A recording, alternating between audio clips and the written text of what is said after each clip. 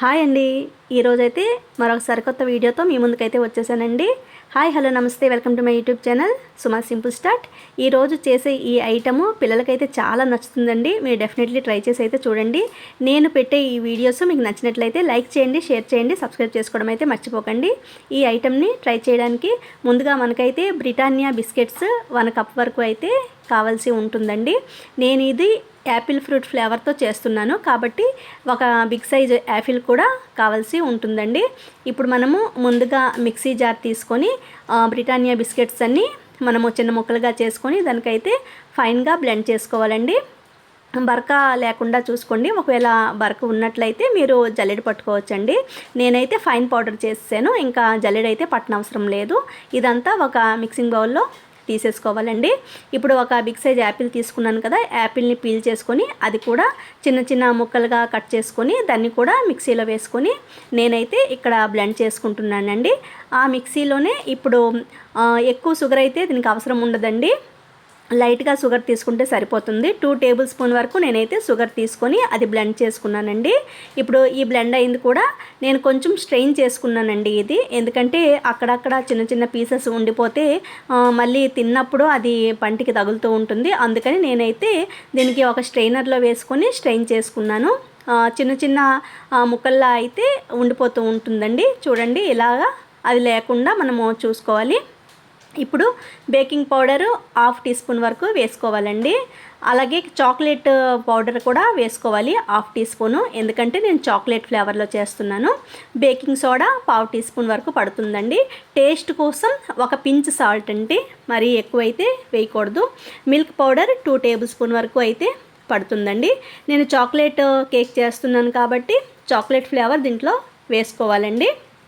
Chocolate flavour వేసుకొని దీన్ని అంతటినీ బాగా కలుపుకోవాలండి. కొంచెం గట్టి పడుతూ ఉంటే మనము బాయిల్ చేసుకున్న మిల్క్ని చల్లార్చి అది వేసుకోవాలండి. రిబ్బన్ కన్సిస్టెన్సీ రావాలన్నమాట. ఇప్పుడు మనము గ్యాస్ స్టవ్ వెలిగించుకొని ఒక ప్యాన్ పెట్టుకోవాలండి. రొట్టెలు కాల్చిన ప్యాన్ ఉంటుంది కదా, అది పెట్టుకొని సిమ్లోన ప్రీహీట్ చేసుకోవాలండి ఒక 5 మినిట్స్.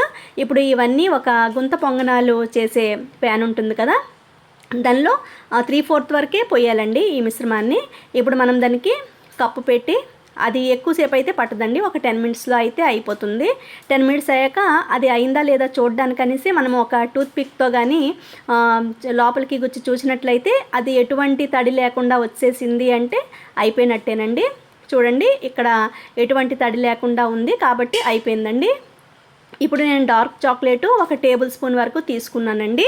అది మనము ఇప్పుడు స్టవ్ అయితే ఆపేసుకోవాలండి, స్టవ్ వెలిగించకూడదు. ఆ స్టీమ్ మీదే అది అయిపోతుంది. నేను పైన అలా కొంచెం వేసాను కదా, జస్ట్ ఒక 2 మినిట్స్ తర్వాత చూస్తే అది కొంచెం మెల్ట్ అయిపోయినట్టు ఉంటుందండి. చూడండి, మెల్ట్ అయిపోయింది. ఇప్పుడు ఇలా బ్రష్తో మనము గ్రీస్ చేసినట్లు రాసామంటే పైన చాక్లెట్ తగులుతూ పిల్లలు ఎంతో ఇష్టంగా అయితే తింటారండి. ఇప్పుడు ఏదైనా డెకరేషన్కి నేను కొంచెం షుగర్ బాల్స్ అయితే వేసుకున్నానండి. చూడండి, ఎంతో టేస్టీగా ఎంతో ఎమ్మీగా ఉండే చాక్లెట్ బాల్స్ అయితే రెడీ అయిపోయావండి. చూడండి ఎంత స్మూత్గా ఉందో చూడండి. ఒక్కసారి ఆ టెక్స్చర్ అయితే మీరు చూడండి, ఎంత జాలీ జాలీగా, లోపలైతే చాలా స్మూత్గా చాలా ఎమ్మీగా అయితే ఉందండి. చాలా ఎమ్మీగా ఉందండి. కాబట్టి ఈ స్నాక్ని, ఈ కేక్ ఐటమ్ని మీరైతే డెఫినెట్లీ ట్రై చేసి అయితే చూడండి. పిల్లలకి ఎంతో నచ్చే ఈ చాక్లెట్ బాల్స్ చాలా ఈజీగా మన ఇంట్లో ఉండే ఒక 2-3 ఐటమ్స్ తోటే మనం చేసుకోవచ్చండి. మనము పిల్లలకి స్నాక్స్లో బాక్సెస్లో కానీ పెట్టవచ్చు, స్నాక్లో ఈవినింగ్ కూడా తినడానికి ఇవ్వచ్చండి. కాబట్టి ఇది డెఫినెట్లీ ట్రై చేసి అయితే చూడండి. నా ఈ వీడియోస్ మీకు నచ్చినట్లయితే లైక్ చేయండి, షేర్ చేయండి, సబ్స్క్రైబ్ చేసుకోవడం అయితే మర్చిపోకండి. ఈ వీడియోలో అయితే ఇప్పటిదాకా ఇంతేనండి. మళ్ళీ నెక్స్ట్ వీడియోలో మళ్ళీ ఇంకొక సరికొత్త వీడియోతో మీ ముందుకి మళ్ళీ వస్తానండి. అప్పటిదాకా బై.